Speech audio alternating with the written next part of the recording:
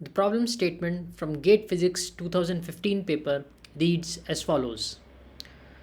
Consider the circuit shown in the figure where RC equal to 1. For an input signal Vi shown below, choose the correct V output from the options. We have a circuit with an op-amp and input is provided. We need to find the input waveform is provided and we need to find the correct output waveform. Now, before beginning every op-amp question, we need to ask ourselves a few questions. First, whether the op-amp is an ideal one or not. So, okay, the question is silent. So, if the question is silent, we'll assume that it's an ideal op-amp. This is a safe assumption. If the op-amp is non-ideal, the question will definitely say that. Now, second, is there any feedback loop in the circuit? Let's check. What do we mean by feedback? When the output node is connected to either of the input or inverting or non-inverting nodes through some feedback circuit. So in this case, this output node V0 is definitely connected to the input node here, then to the inverting node. So yes, there is feedback. Now what kind of feedback is there? Since the output node is connected to the inverting terminal, the negative terminal, we call this a negative feedback. Okay. Now since it's an ideal op-amp, I can assume that the current here flowing is 0. Current into the op-amp in both the inputs is 0. Right. So now if you remember in the theory, we went through that actually there is a resistor R in here. And if we apply Ohm's law across this resistor, we can write V plus minus V minus equal to I times Rn. Rn is usually a few mega ohms, and since I is equal to 0, so it will become V plus minus V minus equal to 0, and we get V plus equal to V minus. This condition is known as virtual short. Why short? Because V plus and V minus have the same potential. Why virtual? Because they're not actually shorted using a wire. No. It's just that the op-amp, due to the peculiarity of op-amp, it just so happens that the potential of V plus is equal to V minus, and we denote it by using a dotted line connecting the two nodes. So these are the two nodes, the inverting and non-inverting one. We connect them using a dotted line. This is to show that. Now, let's get back to our problem here. So I've just redrawn the circuit, nothing else. Right.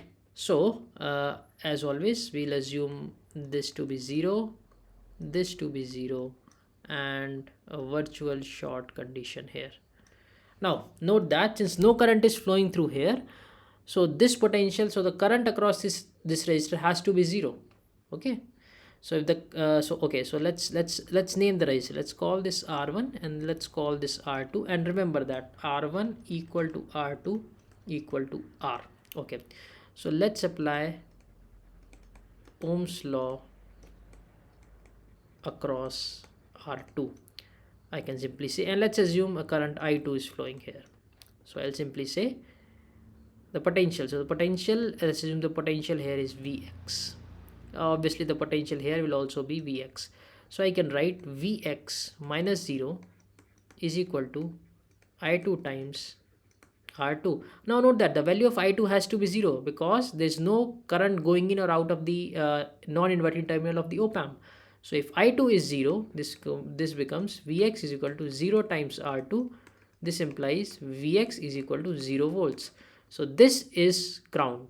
The potential of this node of non-inverting terminal is 0 volts, and obviously then the inverting terminal will also have 0 volts potential. Now secondly, now let's apply Ohm's law across R1. So we'll assume a current I1 is flowing through this circuit. Now if I1 is flowing through here, look at this node. Since no current is flowing into the op-amp or out of the op-amp, all the current that's flowing through the capacitor must flow through the resistor R1 in order to obey the Kirchhoff's current law. Okay. So now let's apply Ohm's law across R1. So I can write Vx minus V0 is equal to the current flowing through R1 is I1 and the value of resistor is R1. So Vx is 0, we know that. So we get V0 equal to minus I1 times R1. Okay, now let's look at this capacitor C. Capacitor C. Now we know that the current flowing through a capacitor can be written as I equal to C dV over dt. Now the current flowing through this capacitor is I1, the capacitance value is C, and V can be written as Vi minus Vx over dt. Now since Vx is 0, this simply simplifies to dvi over dt. This is the value of I1. Put this value of I1 into this expression and we'll get, this implies V0 equal to minus C dvi over dt times R. So V0 comes out to be minus RC dvi over dt, and RC is given equal to 1. Okay, that's given equal to 1. So it was R1, sorry, and R1 is equal to R. So it becomes RC and RC is 1. So we get the final expression V0 equal to minus dvi over dt. So this is the expression that we have gotten. Now give a good look to this. What's happening is that whatever is the input voltage, the output voltage is the differentiation of that. Okay, such a circuit in which the output voltage is a differentiation of the input voltage is known as differentiator circuit.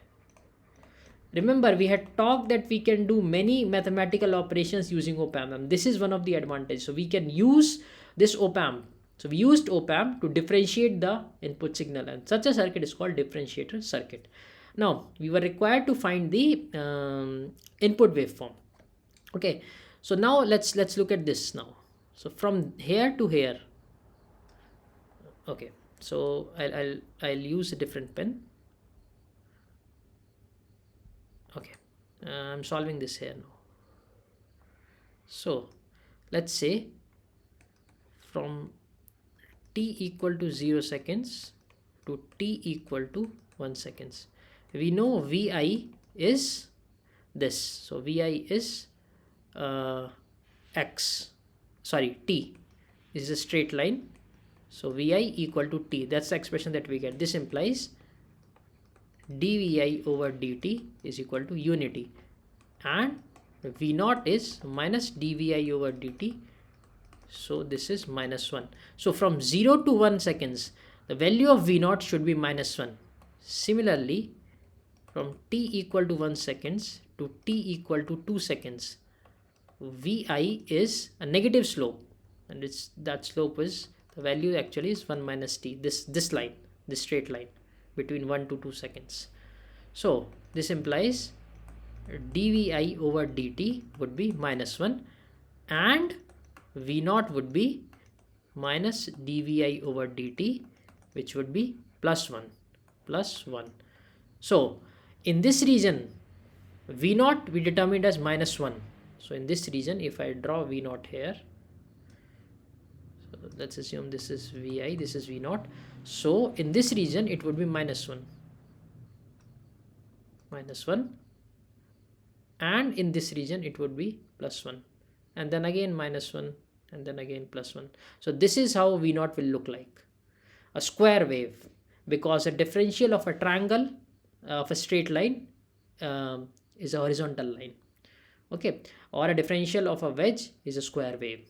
Triangular wave is a square wave. So the option that we get is this option B. Okay, since the values that we were getting are minus 1 to plus 1. Okay, yeah.